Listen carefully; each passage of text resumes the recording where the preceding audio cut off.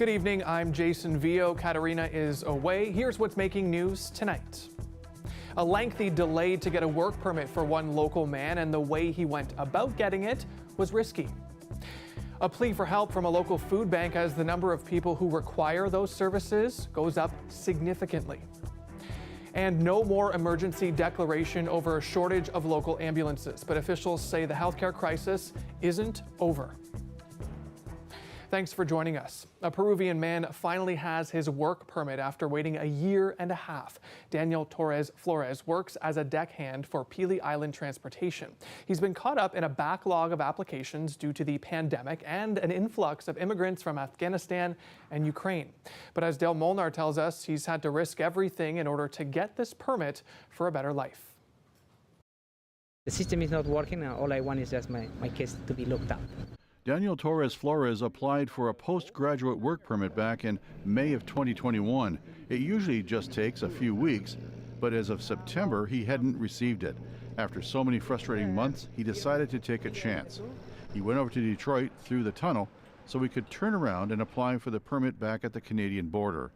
He has a visa to visit the U.S., so if he was denied re-entry, he could at least stay in the States. But once the Canadian immigration official heard his story, he pushed the paperwork through and got Torres Flores his work permit in 4 hours. He couldn't even believe it. He said, this is not right.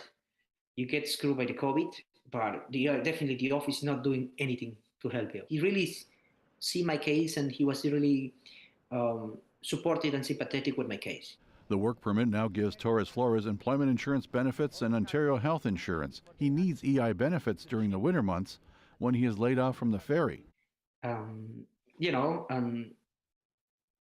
the benefit that any Canadian worker has. Wow, how do you feel about that? Relief. His work permit also allowed him to apply for a temporary resident visa, which means he can leave the country and come back. I just applied yesterday. It should take a couple of weeks, they said.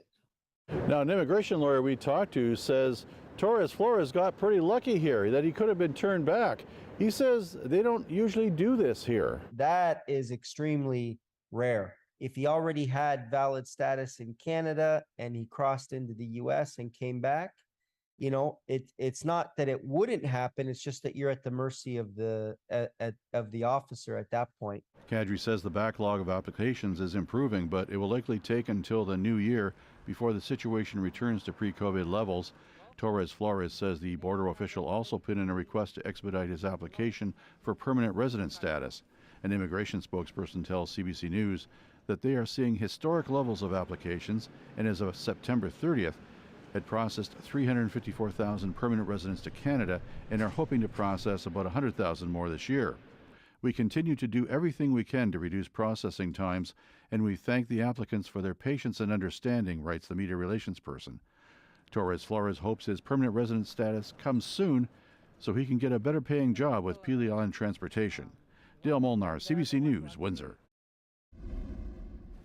Essex County says there continues to be a crisis when it comes to ambulances in our area, but officials today decided to lift the emergency declaration they made earlier this month. It came after EMS said there were no ambulances available to respond to calls for a combined 8 hours during the first 2 weeks of October.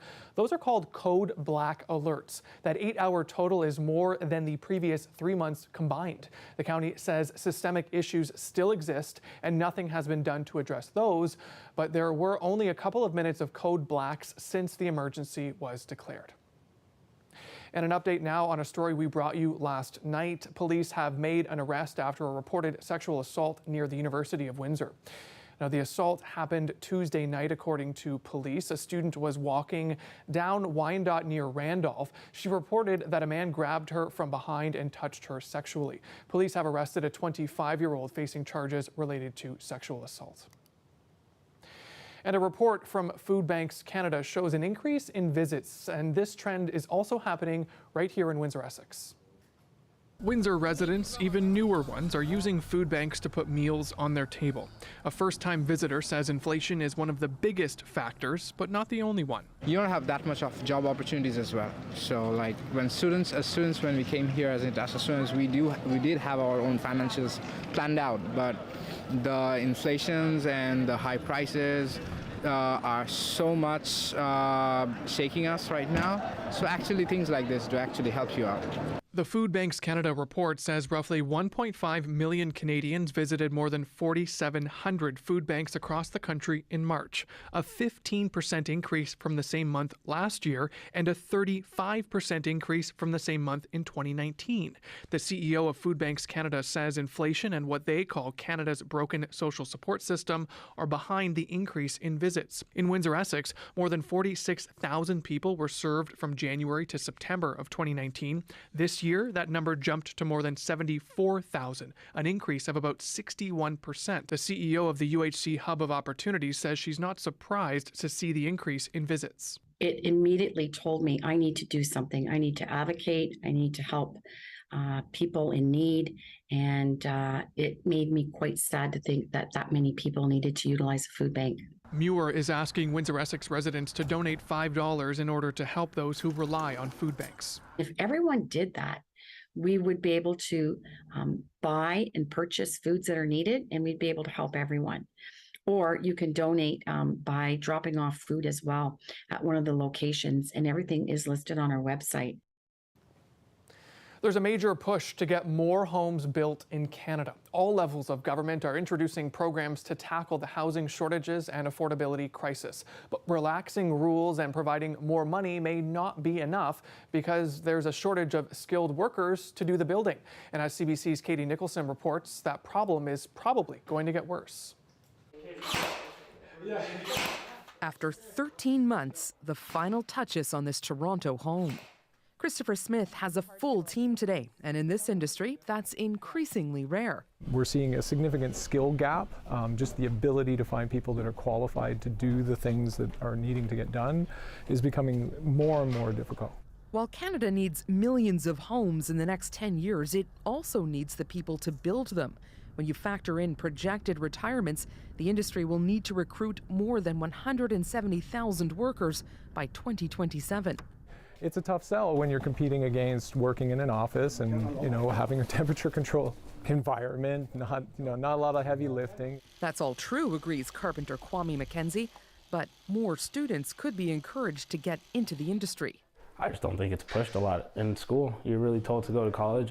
Ontario's Building Industry Association hopes more can be done to get students to take up the trades and that innovations in how homes are built could offset the demand for workers. But it's also looking for outside help. We need to encourage skilled tradespeople to come to Canada and come to Ontario and come to the GTA through immigration. We need to invest in our schooling system to bring it, but it won't be enough. Any province that trains or brings in tradespeople can expect fierce competition from other provinces just to keep them, especially in cities that need more affordable housing the most. It's already happening in Ontario. Many of those workers that we're losing are the electricians and roofers and sheet metal workers that we need to build these homes. So we're in this ironic situation that a lack of housing is making it difficult to have the workers to build more housing. And it's not just to build new homes. The demand for workers who can keep existing homes up to code will grow too. This is a national sort of crisis, and this needs to be addressed because in the next 10 to 20 years, if you think it's a problem now, it hasn't even begun. A problem in need of a framework and thousands of people. Katie Nicholson, CBC News, Toronto. This is the Ojibwe Shores land in West Windsor along the Detroit River. Parks Canada says it plans to permanently protect that land, which is proposed to become an urban park. Windsor West NDP MP Brian Massey has been pushing to make this into a federal park for years. In the meantime, Massey said today he's worried about the shoreline erosion there and the more than 200 species at risk on that land. Massey spoke during the House of Commons Environment Committee today. It's about a private member's bill C-248 that he proposed. Here's a bit of an exchange between Massey and Parks Canada officials. But you're saying that an MOU, a memo of understanding, is binding and is going to happen no matter what? That is the intention, yes. No, that's the intent. You're saying it's tension, so the answer is no then. So the MOU, so we're guaranteed no matter flat out right now, we're going to protect Ojibwe Shores. That commitment has been made, yes. That's a commitment. Are you, so it's So it's guaranteed. You're saying guaranteed then? We are in the process. There is some land swaps that have to occur to make that happen, and we're on track and hoping to have that completed and that land protected by March 2023 is what we're targeting. Okay, so it's still not completed, I guess, is the thing. This bill will do that.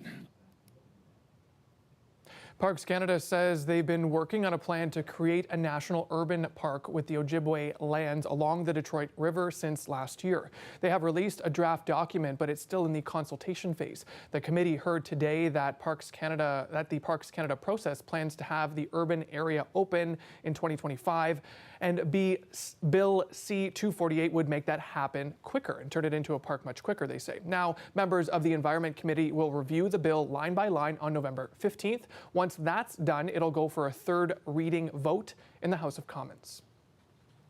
And the inquiry into the federal government's use of the Emergencies Act heard from a key witness today. Peter Slowly was the Ottawa police chief when the convoy rolled onto Parliament Hill last winter. From the start, Ottawa police came under harsh criticism. Slowly was asked what that was like for members of the force. The level of disinformation and misinformation was off the charts. It was crushing to the members' morale. It was crushing to the incident command team's morale. It was crushing to my executive team's morale. I suspect it was crushing to the board. It was crushing to everybody. It was unrelenting. It was 24 hours a day. And I think by the end of the weekend, it had become a global story.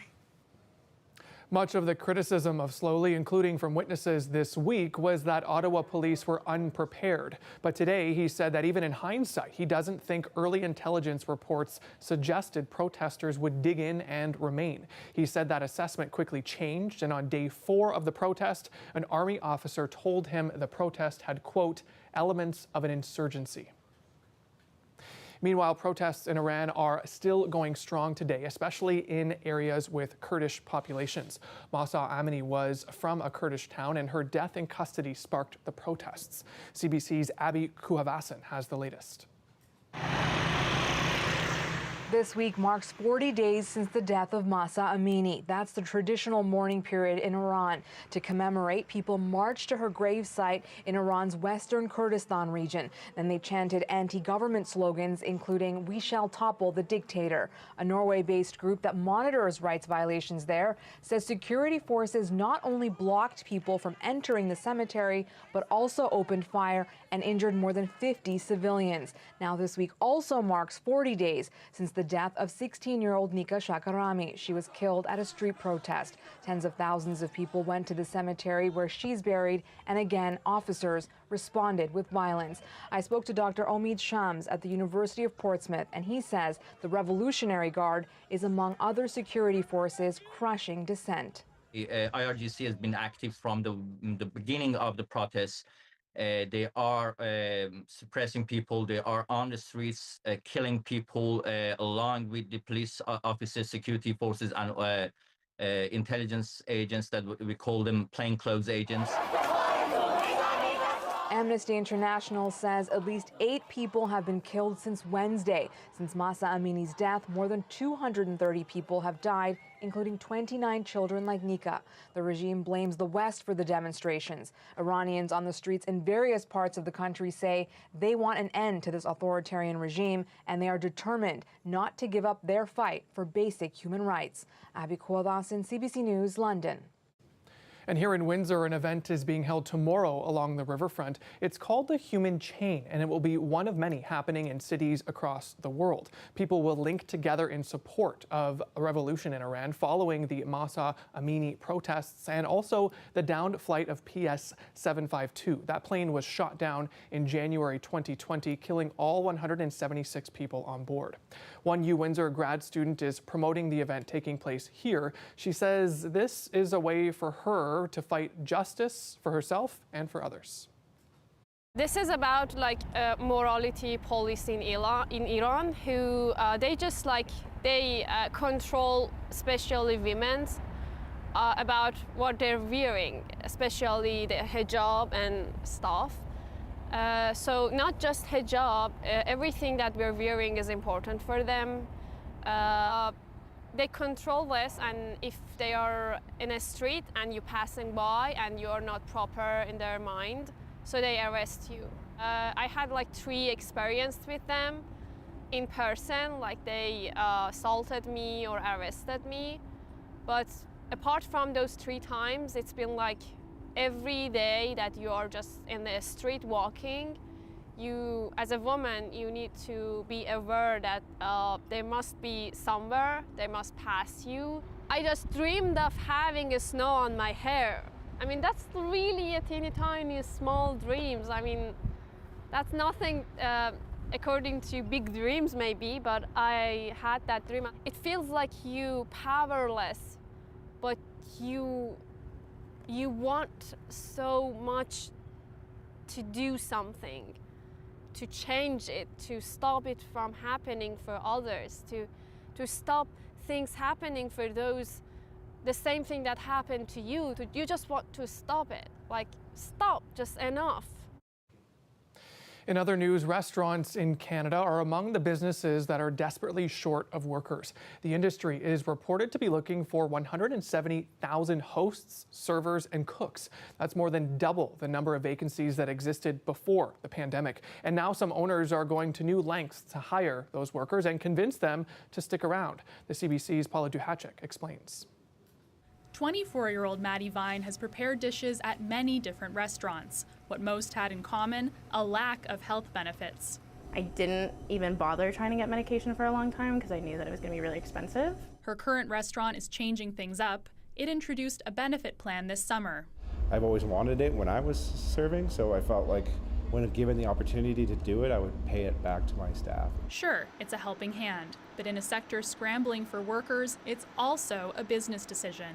They're having to reduce their hours because they can't find staff. They're closing, period, because they can't find staff. So this existential crisis now of a shortage in labor is forcing employers to be more competitive, to offer better packages. That's the strategy at one of Calgary's largest restaurant groups. For the first time, providing health and dental benefits to all full-time staff. We hope that it will set us apart from other companies. It's happening in other parts of the country too. It means people are happy and they don't have to worry about things that they shouldn't have to worry about, like going to the dentist or going to physiotherapy when they've injured themselves. Restaurants Canada doesn't track how many restaurants offer benefits, though anecdotally it says the number is growing. Some businesses say they'll absorb those costs, but many customers are bound to pay more. It's reflected in our price points. But these owners think change needs to happen. I feel like if people make this their career, then let's treat it like it's their career. Let's offer them what businesses offer. Maddie Vine agrees. For like a industry that's all about taking care of other people, it doesn't make sense to not take care of your employees. She calls it an industry evolution that's overdue. Paula Duhacek, CBC News, Calgary. Still to come here on CBC Windsor News at 6, some pretty mild temperatures sticking around. Your full weather forecast is coming up right after the break.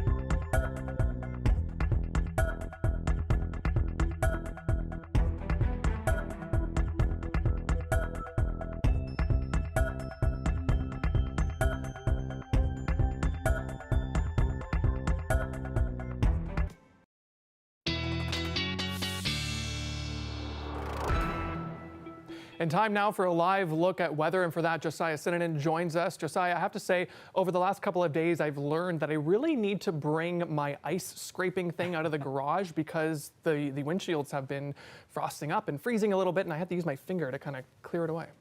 Yes, Jason, it is that time of year, and tonight is going to be one of those nights as well. We're sitting right now around 9 degrees, but there is a frost advisory in effect for Windsor, Leamington, Essex County, as well as Chatham-Kent, as we dip down to a low of 1 tonight. Saturday, things will turn around. You can maybe turn off that heat in your car. A high of 16 with a warmer evening, dropping to a low of 5.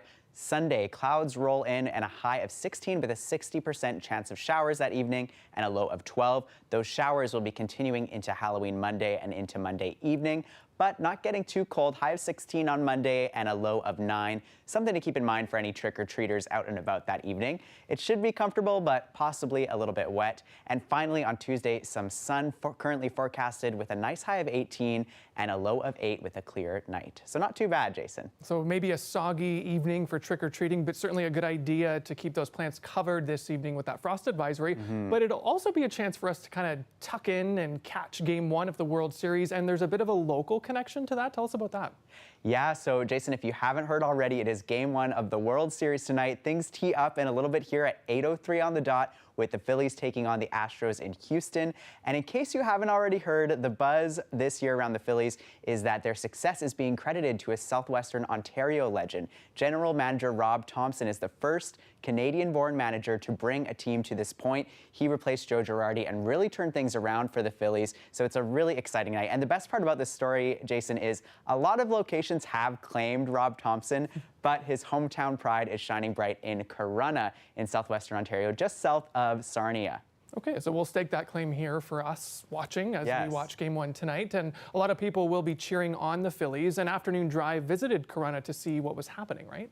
Yeah, awesome story here from Afternoon Drive host Allison Devereaux. We just had it on our program. You can check it out online, but she visited Antonio's Pizza and found some hometown fans who will be cheering on Rob. There's even a Rob Thompson special you can order at the restaurant right now that comes with a pitcher of beer. So I'm sure you can imagine the atmosphere there tonight. And usually in this area, we're used to cheering for the Jays or the Tigers, but it looks like there's a new crop of Phillies fans in the region. So we'll be watching to see how they perform tonight. But Jason, this morning we had Thompson on News Network and we asked him directly how it feels to be the first Canadian-born manager in the World Series. Let's take a listen.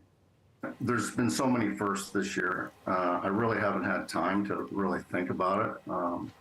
I am Canadian. I live there in the off season. Proud Canadian. I love our country and what we're all about. But I really haven't, thought about it in that way. First Canadian to ever manage in the World Series. I'm just happy to manage in the World Series and hopefully we do a job here. I love that true Southwestern Ontario attitude. That's awesome. Thanks so much, Josiah. I wouldn't have known otherwise to watch for this tonight, so thank you so much. Yeah, good luck to the Phillies and good luck to Thompson. And still to come here on CBC Windsor News, we'll take you to a spooky local house. You won't want to miss that, coming up right after the break.